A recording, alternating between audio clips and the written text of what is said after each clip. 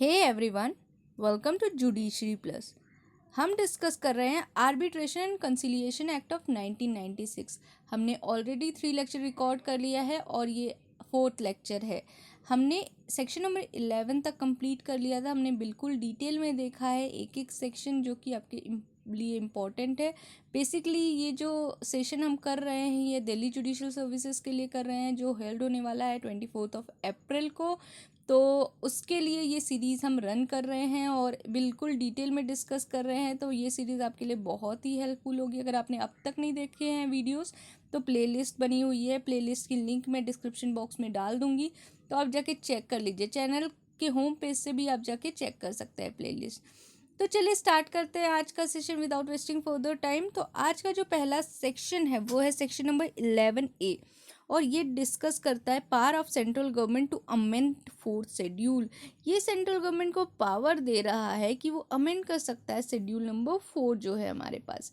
ठीक है, तो इसका पहला क्लॉज क्या बोल रहा है? If the central government is satisfied that it is necessary और expedient to do so, it may, by notification in the official gazette, amend the 4th schedule, and thereupon the 4th schedule shall be deemed to have been amended accordingly। बहुत सी simple सी बात कही है। यहाँ बोल रहा है कि सेंट्रल गवर्नमेंट सेटिस्फाई हो जाता अगर, और उसको लगता है कि ये ज़रूरी है, ठीक है, नोटिफिकेशन दे के ऑफिशियल गैजेट में ये ज़रूरी है कि वो अमेंड कर दे 4th शेड्यूल, ठीक है, तो फिर वो ऐसा कर देगा। ठीक है, बस इतनी सी बात बताई गई है क्लॉज नंबर 1 में। तो सबसेक्शन 1 इतनी सी बात करता था। अब सबसेक्शन 2 देख लेते हैं। A copy of every notification propose to be issued under subsection 1 shall be laid out in draft before each house of the parliament while it is in session for a total period of 30 days, which may be comprised in one session or 2 or more successive sessions, and if before the expiry of the session immediately following the session of the successive session as aforesaid, both session agreeing in disapproving the issued of the notification before both of the houses agree in making the modification in the notification। so simple सी चीज़ इसमें यही याद रखनी है कि central government जो है पावर दे रहा है, कि सेंट्रल गवर्नमेंट के पास पावर है कि वो अमेंड कर सकता है 4th schedule under section 11A। ठीक है, इतनी सी बात कर रहा है। और जब भी ये ड्राफ्ट बनेगा तो इसको बोथ हाउसेस ऑफ पार्लियामेंट के सामने प्रेजेंट करना है, चाहे वो एक सेशन में हो चाहे वो एक से ज़्यादा सक्सेसिव सेशन में हो। लेकिन वो कब तक करना है ये इंपॉर्टेंट है। यहाँ टाइम पीरियड जो दे रखा है 30 डेज, ठीक है, 30 days for a total period of 30 days. Total वो जो सेशन कब तक प्रेजेंट करना है, 30 दिन के लिए प्रेजेंट करना है, ठीक है, उस वो ड्राफ्ट को, ताकि वो पास हो जाए। एंड दूसरी इंपॉर्टेंट चीज़ जो सेक्शन नंबर 11A के रिगार्डिंग है वो है कि ये अमेंडमेंट से ऐड हुई है एंड ये जो है इंसर्ट हुआ है हमारा 2015 में। यहाँ से आप देख सकते हैं, ठीक है, 2015 में इंसर्ट किया गया है। तो ये सारे क्वेश्चन इससे पूछे जा सकते हैं, ज़्यादा इंपॉर्टेंट सेक्शन नहीं है। आते हैं सेक्शन नंबर 12 पे, जो कि इंपॉर्टेंट सेक्शन हमारे लिए, और ये बताता है ग्राउंड फॉर चैलेंज, किस ग्राउंड पे चैलेंज किया जा सकता है।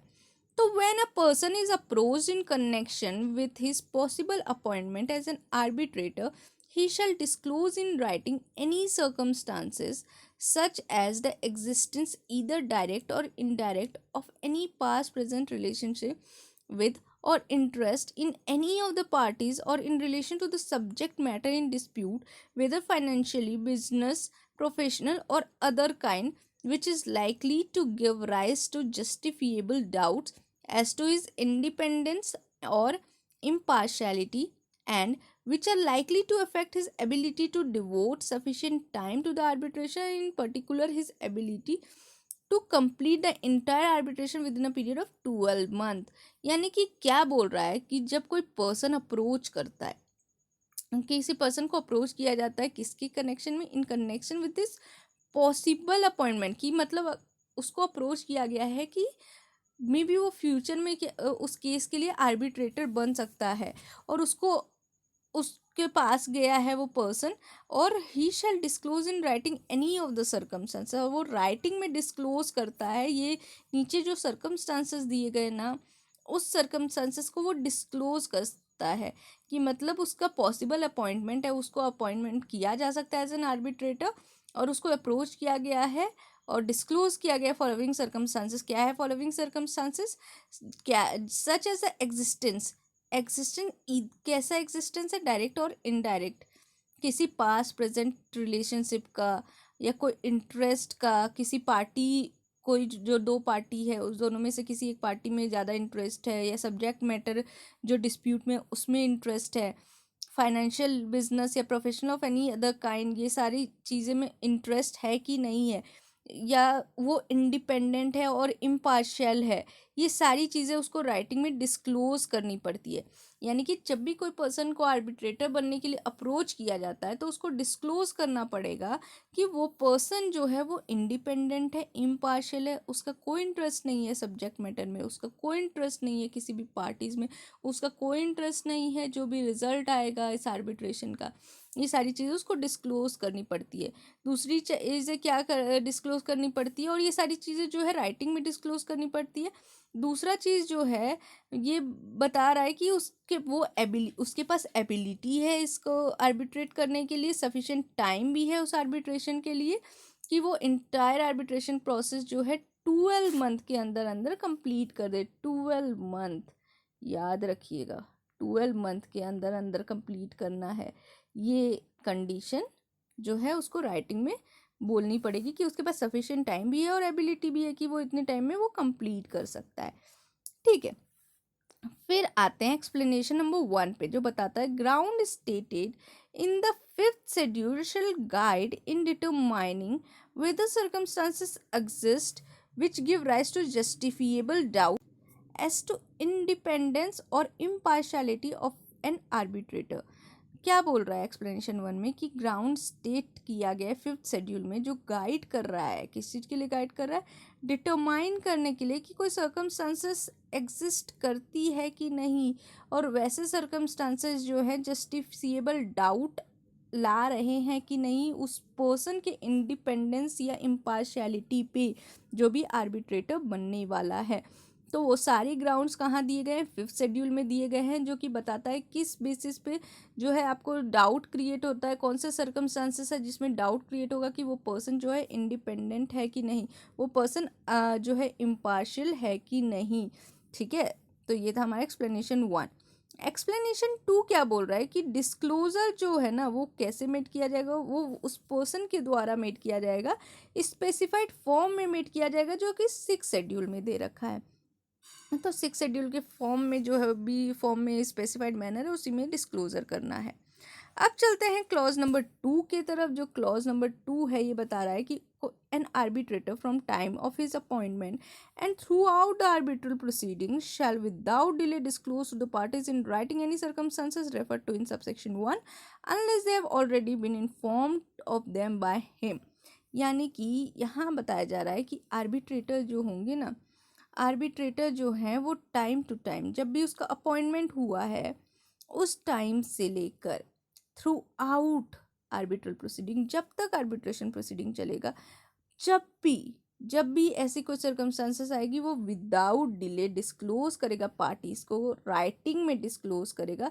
वैसे सारे सर्कमस्टांसेस जो भी रेफर किए गए हैं सब क्लॉज 1 में, ठीक है, जो भी सब क्लॉज 1 में रेफर किए गए थे ना कि ऐसे ऐसे सर्कमस्टांसेस में माना जाता है कि वो पर्सन इम्पार्शियल है और वो पर्सन इंडिपेंडेंट नहीं है, तो वो सारे circumstances through out in arbitral proceedings में कभी भी अराइज होंगे तो जो है पार्टी को वो जो है डिस्क्लोज करना होगा विदाउट डिले। ठीक है, जिस टाइम से भी उसका अपॉइंटमेंट हुआ है उस टाइम से विदाउट डिले जो है उसको राइटिंग में डिस्क्लोज करना पड़ेगा। और किसको डिस्क्लोज करेगा? पार्टीज को डिस्क्लोज करेगा। ठीक है, तीसरा क्लॉज जो है सबसेक्शन 3 जो है वो क्या बता रहा है? N arbitrator may be challenge only if, arbitrator को जो है चैलेंज किया जा सकता है ओनली इफ, कब किया जाएगा? If circumstances exist that give rise to justifiable doubt of his independence and impartiality. अब ऐसे सर्कमस्टांसेस उठ रहे हैं जिससे डाउट क्रिएट हो रहा है कि ये पर्सन जो है इंडिपेंडेंट नहीं है या तो ये पर्सन इम्पार्शियल है। ठीक है, तो फिर चैलेंज किया जा सकता है। दूसरा क्या पॉइंट है कि he does not possess qualification agree to by the parties, उसके पास वैसे क्वालिफिकेशन नहीं है जो कि पार्टीज ने अग्री किए हैं। तो ये अगर उसके पास वो क्वालिफिकेशन नहीं है फिर भी वो झूठ बोल के वो आर्बिट्रेटर बनना चाहता है, या तो वो जो ऐसे सर्कमस्टांसेस क्रिएट हो रहे हैं जैसे डाउट हो रहा है कि ये पर्सन इम्पार्शियल है या इंडिपेंडेंट नहीं है, तो फिर चैलेंज किया जा सकता है वैसे आर्बिट्रेटर को। फिर जो है हमारा सबसेक्शन 4, वो हमें क्या बताता है, वो हमें बताता है कि पार्टी में challenge N arbitrator appointed by him और इन whose appointment he has participated only for reason of which he become aware after the appointment has been made। ठीक है, अब ये बोल रहा है कि जो पार्टी होती है ना, जैसे कि एक पार्टी होती है जो आर्बिट्रेटर को अपॉइंट करती है, जब 3 आर्बिट्रेटर होते हैं तो दोनों पार्टी एक एक आर्बिट्रेटर को अपॉइंट करती है ना, वो दोनों मिलके थर्ड आर्बिट्रेटर को अपॉइंट करते हैं। तो वैसे केसेस में जब एक पार्टी जो है आर्बिट्रेटर को अपॉइंट कर रही है, लेकिन उसके अपॉइंटमेंट के टाइम में उसको ये सारी बातें नहीं पता थी, बट आफ्टर अपॉइंटमेंट उसको ये बातें पता चलती है और उसको पता चलता है कि वो पर्सन जो है इम्पार्शियल या इंडिपेंडेंट नहीं, इम्पार्शियल है या तो इंडिपेंडेंट नहीं है, या तो उसके पास एबिलिटी या क्वालिफिकेशन नहीं है, या तो टाइम नहीं है। ये सारी बातें उसको बाद में पता चलती है, तो वो पार्टी जो है वो भी चैलेंज कर सकता है उसके अपॉइंटमेंट को लेकर। ठीक है, अब 5th पॉइंट क्या बोल रहा है, notwithstanding any prior agreement to the contrary. अगर कोई प्रायर अग्रीमेंट है कॉन्ट्ररी में तो उसको छोड़ दीजिए। फिर क्या बोल रहा है, कोई person, any person whose relationship with the parties or the council or the subject matter of the dispute fall under any of the categories specified in the 7th schedule shall be ineligible to be appointed as a arbitrator। याद रखिएगा 7th schedule में क्या बताया गया है, 7th schedule में specify किया गया है वैसी कैटेगरी जिसमें कि जो पर्सन है उसको आर्बिट्रेटर नहीं बनाया जा सकता, उसको आर्बिट्रेटर अपॉइंट नहीं किया जा सकता है। लेकिन इसका एक एक्सेप्शन है कि not withstanding any prior agreement, अगर कुछ प्रायर अग्रीमेंट है तो फिर उस वो जो है वो फॉलो हो जाएगा। लेकिन अगर प्रायर अग्रीमेंट नहीं है तो कोई भी पर्सन जिसका रिलेशनशिप या उसके पार्टीज के रिलेशनशिप या उसके काउंसिल के रिलेशनशिप या कोई सब्जेक्ट मैटर जो है डिस्प्यूट में, वो ऐसे कैटेगरी में फॉल करता है जो कि इनएलिजिबल है अपॉइंटमेंट के लिए एज एन आर्बिट्रेटर, तो फिर उसको नहीं किया जाएगा और वो 7th शेड्यूल में दिया गया कैटेगरी। ठीक है, फिर इसके साथ एक प्रोवाइजो भी अटैच है जो बोल रहा है पार्टीज में subsequent to the dispute having arises between them waive the applicability of this subsection by express agreement in writing. जैसा कि मैंने आपको बताया कि अगर अग्रीमेंट होगा तो हो सकता है ये फॉलो ना हो, तो वो ही क्लियर कर दिया गया है इस प्रोवाइजो में। ठीक है, इस प्रोवाइजो में ये जो है बात क्लियर कर दी गई है। क्या बोल रहा है कि पार्टीज जो है ना बाद में भी सब्सिक्वेंट टू द डिस्प्यूट, जब बाद में भी वो क्या कर सकता है, वेव कर सकता है ये सबसेक्शन की एप्लीकेबिलिटी। और वो कैसे वेव करेगा, एक्सप्रेस अग्रीमेंट करके राइटिंग में वो वेव कर सकता है। ठीक है, ये था हमारा क्लॉज नंबर सबसेक्शन नंबर 5 और इसके साथ हमारा सेक्शन नंबर 12 जो है वो ख़त्म होता है। और सेक्शन नंबर 12 बहुत ही इंपॉर्टेंट था, आपको मैंने अच्छे से एक एक सबसेक्शंस जो हैं उसके बताए हैं। तो फिर अगर आपको समझ में नहीं आया है तो वीडियो जो है आप थोड़ा पॉज करिए, पीछे जाइए एंड फिर से एक बार सुन लीजिए। ठीक है, बिल्कुल क्लियर हो जाएगा, बहुत ही ईजी है। अब आते हैं सेक्शन नंबर 13 पे जो कि बता रहा है चैलेंज प्रोसीजर के बारे में। अब ये जो है इसका सबसेक्शन 1 हमें बोल रहा है subject to subsection 4 the parties are free to agree on a procedure for challenging an arbitrator. अब इसमें क्या बोल रहा है, सब्जेक्ट टू सबसेक्शन 4। अब सबसेक्शन 4 देखेंगे कि क्या क्या कंडीशन है जिससे वह सब्जेक्ट हो सकता है।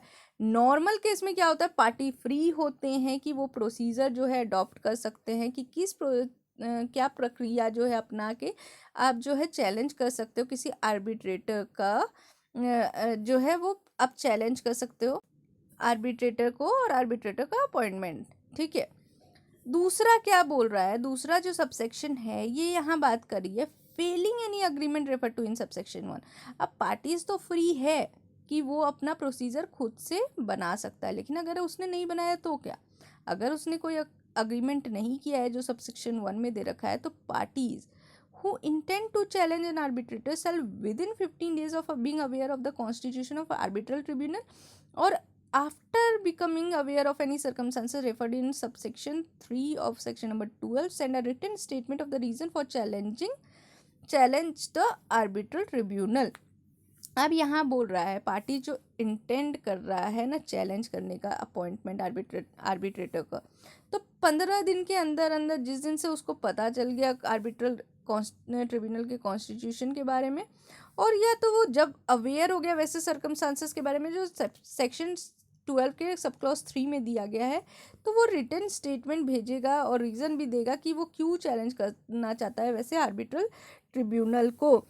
अब जो है 15 कब कब, दो चीज़ें यहाँ दे रखी हैं कि कब कब चैलेंज कर सकता है। सबसे पहली चीज़ जो याद रखने वाली चीज़ है वो है कि 15 डेज, ये जो 15 डेज की चीज़ है ना, ये याद रखिएगा, 15 डेज इज़ इम्पॉर्टेंट।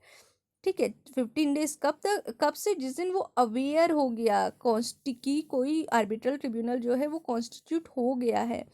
और दूसरा चीज़ क्या है, और आफ्टर बिकमिंग अवेयर, कब, कि उसको पता चला कि कोई वैसे सर्कमस्टांसेस एग्जिस्ट कर रहे हैं जो कि 12 के सबसेक्शन 3 में दे रखे हैं। अभी हमने 12 देखा था, 12 के सबसेक्शन 3 में, एक बार मैं आपको फिर से दिखा देती हूँ, जस्ट अ सेकेंड। 12 के सबसेक्शन 3 में, जस्ट अ सेकेंड, या तो यहाँ पे ये जो दो पॉइंट्स है ना, ये बातें कर रहा है, ये जो दो पॉइंट्स मैंने आपको बताई थी कि वो जो है उसके पास जो है कोई जस्टिसेबल डाउट हो रहा है कि वो इंडिपेंडेंट नहीं है या इम्पार्शियल है, या उसके पास क्वालिफिकेशन नहीं है जो पार्टी ने अग्री की है, तो इन केस में भी जो है वो भी चैलेंज किया जा सकता है। ये है क्लॉज नंबर 3। ठीक है, उसी के बारे में जो यहाँ पे बात हो रही है हमारे। तो अगर एक्सप्रेस अग्रीमेंट नहीं है तो वैसे केसेस में जो है, जब उसको पता चल गया कि आर्बिट्रल ट्रिब्यूनल बन गया, या 12 के 12 सब सेक्शन 3 के क्लॉज में जो अभी मैंने दिखाया आपको कि उसके पास क्वालिफिकेशन नहीं है, या तो कोई डाउट अराइज हो रहा है कि वो इंडिपेंडेंट नहीं है या इम्पार्शियल है। ठीक है, अब आता है सब सेक्शन 3 जो बता रहा है unless the arbitrator challenged under sub section 2 withdraw from his office or the other party agrees to the challenge, the arbitral tribunal shall decide on a challenge। अब क्या बोल रहा है कि जब तक सब सेक्शन 2 में जो है किसी आर्बिट्रेटर को चैलेंज नहीं किया गया है, ठीक है, unless the arbitrator challenge under subsection 2 to withdraw from his office, challenge नहीं किया गया है कि उसको विड्रॉ कर लेना चाहिए उसके ऑफिस से, या कोई अदर पार्टी जो है वो अग्री नहीं कर लिए हैं उस चैलेंज से, तो आर्बिट्रल ट्रिब्यूनल जो है वो डिसाइड करेगा उस चैनल पे। अगर पार्ट जो है आर्बिट्रेटर जो है खुद ही से विड्रॉ कर ले रहा है ऑफिस में, तब तो बात ही खत्म हो गई। और दूसरा क्या कंडीशन बोल रहा है कि पार्टीज ने अगर अग्री कर लिया चैलेंज पे तो भी बात खत्म हो गई। लेकिन अगर ऐसा नहीं होता है तो जो ट्रिब्यूनल है वो ही डिसाइड करेगी उस चैलेंज पे। ठीक है, ये हमारा है सबसेक्शन 3। अब हमने जो सबसेक्शन 1 में देखा था कि वो बोल रहा था सब्जेक्टेड टू सबसेक्शन 4, तो अब हम आ गए हैं सबसेक्शन 4 पे। ये बोल रहा है कि अगर कोई चैलेंज है, if a challenge under any procedure agreed upon by the parties or under the procedure under subsection 2 is not successful, the arbitral tribunal shall continue the arbitral proceeding and make arbitral award। ये क्या बोल रहा है कि अगर कोई challenge किया गया है, if a challenge under any procedure agreed upon by the party, अब कोई चैलेंज है और उस चैलेंज पे पार्टीज जो है वो क्या कर रही है, अग्री कर रही है उस चैलेंज पे, और जो प्रोसीजर है सबसेक्शन 2 में वो सक्सेसफुल नहीं होता है, तो फिर आर्बिट्रल ट्रिब्यूनल कंटिन्यू हो जाएगा और आर्बिट्रल प्रोसीडिंग्स भी कंटिन्यू होगी और वो अवार्ड दे देगा। अब जो सबसेक्शन 2 में बोल रहा है चैलेंज के बारे में, अब वो चैलेंज को जो है वो प्रूव करने में फेल हो जाता है, 15 उसने जो भी है वो चैलेंज जो है वो सक्सेसफुल नहीं हो पाता है, तो फिर क्या होगा, आर्बिट्रल ट्रिब्यूनल कंटिन्यू होगी अपनी प्रोसीडिंग के साथ और फिर वो फाइनली अपना अवार्ड जो है वो दे देगी। ये था हमारा सबसेक्शन 4, इसलिए जो है सब्जेक्टेड टू सबसेक्शन 4 दिया गया है, क्योंकि जो है उसमें क्या बात हो रही है, अभी इसमें फर्स्ट में बोल रहा है कि अपने अग्रीमेंट से पार्टीज डिसाइड करेगी। अब सबसेक्शन 4 में बोल रहा है कि अगर चैलेंज जो भी प्रोसीजर है, जो भी पार्टी ने अग्री किया है, तो इसमें वही बात कर रही है कि अगर पार्टीज ने अग्री की है तो उस हिसाब से फिर आर्बिट्रल अवार्ड दे दिया जाएगा, और अगर चैलेंज हुआ है और चैलेंज जो है अनसक्सेसफुल रहता है तो भी आर्बिट्रल ट्रिब्यूनल जो है अपना अवार्ड दे देगी। फिर जो है हमारा सबसेक्शन 5, ये क्या बात करता है, ये बात करता है where an arbitral award is made under subsection 4 the party challenging the arbitrator we make an application for setting aside of an arbitral award in accordance with section 34। तो यहाँ पे सिंपल सी बात हो रही है, जब कोई आर्बिट्रल अवार्ड जो है वो दिया जाता है सबसेक्शन 4 के अंदर, तो वैसी पार्टी जो चैलेंज कर रही है आर्बिट्रेटर को, वो एक एप्लीकेशन देगी सेट असाइड करने के लिए कोई आर्बिट्रल अवार्ड, वैसे ही सेट असाइड करने को देगी जो कि सेक्शन नंबर 34 में दे रखा है। 34 हम जब जाएंगे तो हम अच्छे से उसको पढ़ लेंगे। यहाँ बस समझने वाली बात यही है कि जो कोई आर्बिट्रल अवार्ड मेट किया गया हो सबसेक्शन 4 में, जो हमने देखा कि अगर चैलेंज किया है और वो चैलेंज सक्सेसफुल नहीं हुआ एंड देन जो है आर्बिट्रल ट्रिब्यूनल प्रोसीडिंग्स से कंटिन्यू करेगी और आर्बिट्रल अवार्ड दे देगी। तो ऐसे केस में द पार्टी जो है जो चैलेंज कर रही है आर्बिट्रेटर को, वो एक अप्लीकेशन देगी सेट असाइड करने के लिए वैसा आर्बिट्रल अवार्ड, ठीक है। और वो कैसे देगी? इन अकॉर्डेंस विद सेक्शन नंबर 34 में जो दिया गया है प्रोसीजर, उस हिसाब से जो है सेटिंग असाइड का एप्लीकेशन देगी। सेक्शन नंबर 34 के हिसाब से सेटिंग असाइड का एप्लीकेशन जो है वो दे देगी, सेट असाइड करा सकती है। यानी कि जो भी पार्टी चैलेंज कर रहा है आर्बिट्रेटर को और फिर भी अवार्ड दे दिया गया तो फिर उसको चैलेंज भी किया जा सकता है सबसेक्शन नंबर 5 के अंदर, 13 के, सेक्शन 13 के। फिर जो लास्ट सब सेक्शन है यानी कि सब सेक्शन नंबर 6, वो बोल रहा है जब कोई आर्बिट्रल अवार्ड सेट असाइड हो जाता है, वैसे एप्लीकेशन पे जो सब सेक्शन 5 में दे रखा है यानी कि 34 के हिसाब से जो एप्लीकेशन जाएगी सेट असाइड करने के लिए, तो फिर क्या होगा? अब ऐसे केस में किसका एप्लीकेशन होगा? कोर्ट का। कोर्ट पिक्चर में आ जाएगी और वो डिसाइड करेगी कि क्या वैसे आर्बिट्रेटर जो है जिसको चैलेंज किया गया है उसको कोई फीस मिलनी चाहिए या नहीं। अगर उसको लगता है कोर्ट को कि फीस मिलनी चाहिए तो फिर दे दिया जाएगा, अगर उसको लगता है नहीं मिलनी चाहिए तो फिर उसको नहीं दिया जाएगा। ये था हमारा सेक्शन नंबर 30। अब जो है सेक्शन नंबर 14 की तरफ चलते हैं, जो कि बता रहा है फेल्योर और इम्पॉसिबिलिटी टू एक्ट, ठीक है। तो ये क्या बात कर रहा है? तो सबसेक्शन 1 जो है ये बोलता है the mandate of an arbitrator shall terminate and he shall be substituted by another arbitrator if. अब क्या बोल रहा है कि कोई आर्बिट्रेटर को अपॉइंट किया गया लेकिन उसका टर्मिनेशन हो जाता है और नया जो है आर्बिट्रेटर उसको सब्सटीट्यूट कर लेता है, लेकिन कब करेगा? ऐसा 2 केसेस में दिया गया है जो है he become de jure or de facto unable to perform his function for any other reason and fail to act without undue delay, ठीक है।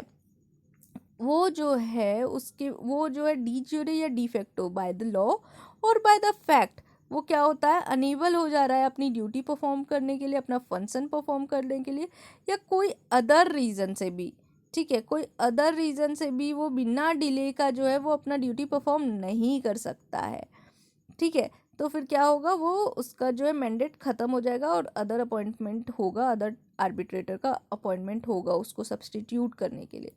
दूसरे केस में कब होगा सब्सटीट्यूशन आर्बिट्रेटर का?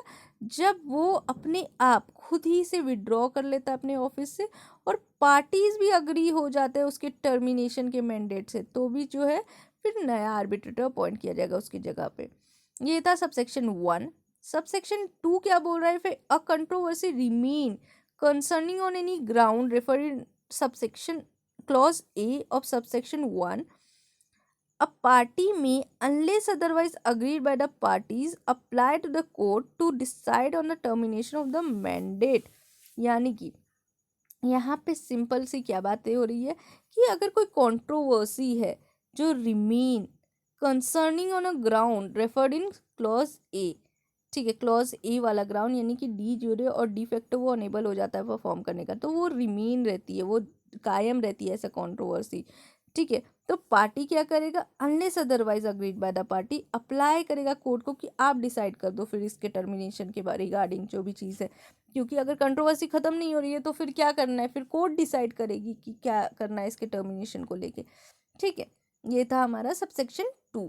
अब सबसेक्शन 3 क्या बोल रहा है? इफ अंडर दिस सेक्शन और subsection 3 of 13 an arbitrator withdraws from his office or a party agrees to the termination of the mandate of an arbitrator, it shall not imply acceptance of the validity of any ground referred to in this section or subsection 3 of section 12। तो क्या बात हो रही है इस section के अंदर, यानी कि सेक्शन नंबर 14 के अंदर और 13 के 3 के अंदर कोई आर्बिट्रेटर विड्रॉ कर लेता है अपने ऑफिस से और पार्टी भी अग्री हो जाती है उसके टर्मिनेशन के मैंडेट से, ठीक है। तो फिर वो क्या करेगा? It shall not imply acceptance of the validity, तो वो क्या करेगा, वो एक्सेप्टेंस नहीं, ये इसका इम्प्लाई क्या, it shall not imply acceptance of the validity of any ground refer to in section 12(3). तो अगर ऐसे केस में 13 के 3 केसेस में या 14 के केसेस में अगर विड्रॉ करता है, तो इसका मतलब ये नहीं है कि उसके पास वो जो है 12 के 3 क्लॉज में जो है उसका वो सारे जो भी मैटर मेंशन किए गए ना, जो हमने देखा था कि वो जो है उसके पास क्वालिफिकेशन है कि नहीं है, देन जो है वो पर्सन के पास टाइम है कि नहीं है, एंड वो इंडिपेंडेंट है कि नहीं, इम्पार्शियल है कि नहीं, तो ये सारी चीज़ों पे वो इफेक्ट नहीं डालेगा अगर वो 13(3) के अंदर उसका जो है टर्मिनेशन हुआ है, और 14 के अंदर 13(3) भी एक बार आपको रिमाइंड करा दूँ, जो कि यहाँ पे मेंशन है कि unless the arbitrator challenge under subsection 2 withdraw from his office और other party agrees to tell an arbitral tribunal decide करेगा। ठीक है, आर्बिट्रल ट्रिब्यूनल डिसाइड करेगा। तो इसके अंदर अगर हो रहा है और 14 के अंदर हो रहा है, तो फिर जो है 12(3) का बात नहीं आता है। ये था हमारा सेक्शन नंबर 14।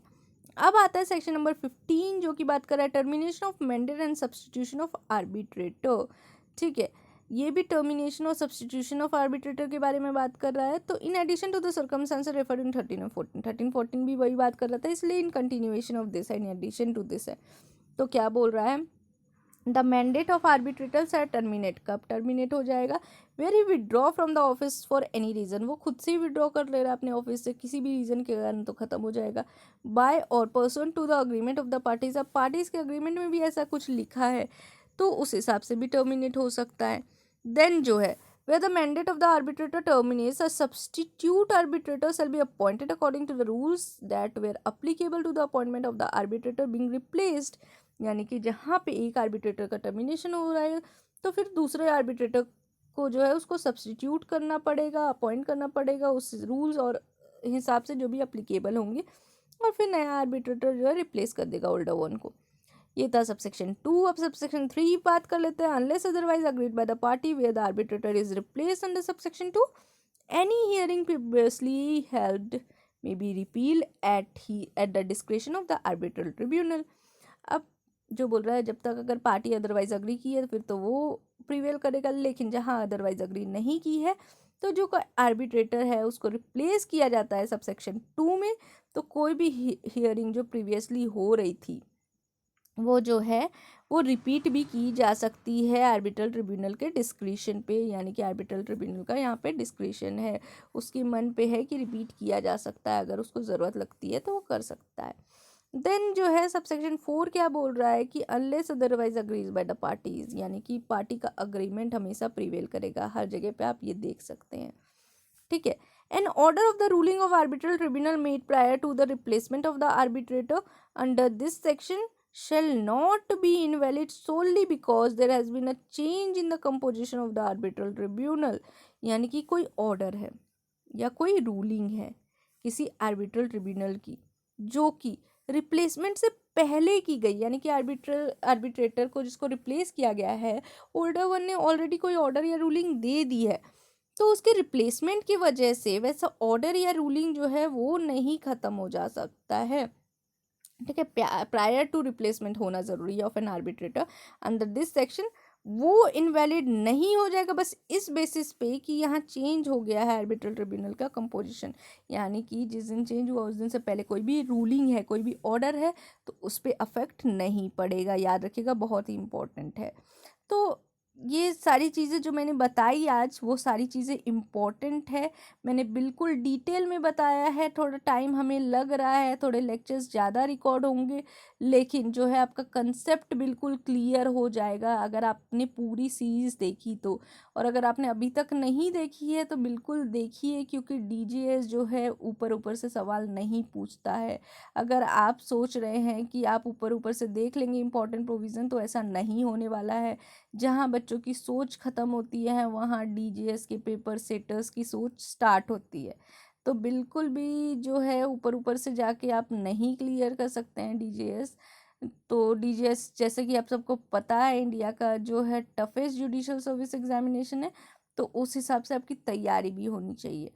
ठीक है, तो all the best for your examination and जो है सीरीज़ को बिल्कुल 3-4 बार रिवाइज करिए, स्पीड बढ़ा के रिवाइज करिए। आपका जो है आर्बिट्रेशन के सब्जेक्ट में तो मैं गारंटी देती हूँ एक भी सवाल गलत नहीं होगा। ठीक है, so this is all by my side. Thank you.